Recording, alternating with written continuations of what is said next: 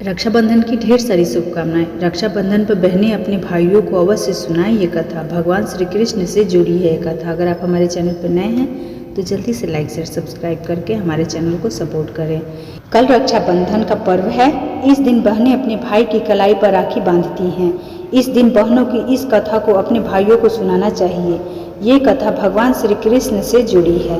रक्षाबंधन का पर्व जो लोग मना रहे हैं वे शुभ मुहूर्त और पंचांग को ध्यान में रखकर रक्षाबंधन को लेकर संयस है कि कुछ लोग 30 अगस्त तो कुछ लोग 31 अगस्त को रक्षाबंधन के पर्व को मनाने की बात कर रहे हैं। रक्षाबंधन पर बहनें अपनी भाइयों को ये कथा अवश्य सुनाएं। मान्यता है कि इस कथा को सुनने से भाई बहन के भाग में वृद्धि होती है, जीवन में सफलता मिलती है।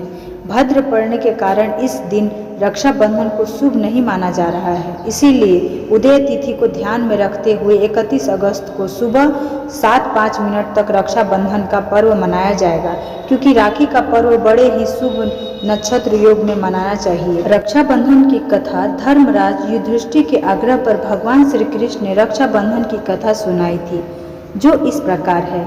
एक बार राक्षसों और दानवों में भयंकर युद्ध छिड़ गया, जो करीब 12 वर्ष तक चलता रहा। कोई भी कम नहीं पड़ रहा था। एक समय ऐसा भी आया जब असुरों ने देवराज इंद्र को भी पराजित कर दिया। पराजित होने के बाद देवराज इंद्र अपने देवगणों को लेकर के अमरावती नामक स्थान पर चले गए।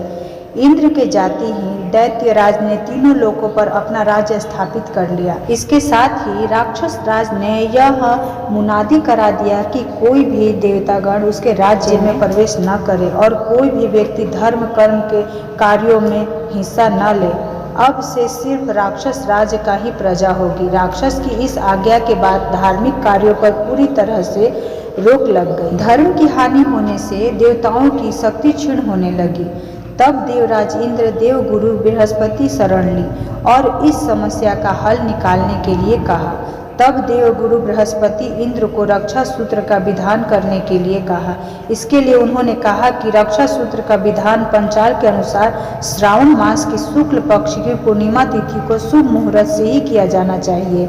देवगुरु बृहस्पति के कहे अनुसार इंद्राणी ने सावन मास की श्रावण पूर्णिमा के शुभ मुहूर्त पर इंद्र की दाहिने कलाई पर विधि विधान से रक्षा सूत्र बांधा और युद्ध भूमि में लड़ने के लिए भेज दिया।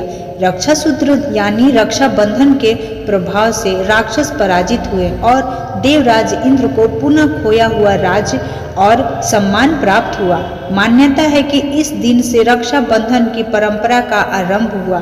तो ऑसम सूट्स भक्ति में आप लोगों को ये कहानी अच्छी लगी। चलिए मिलते हैं नए वीडियो में नई कहानी के साथ। तब तक के लिए हैप्पी रक्षाबंधन।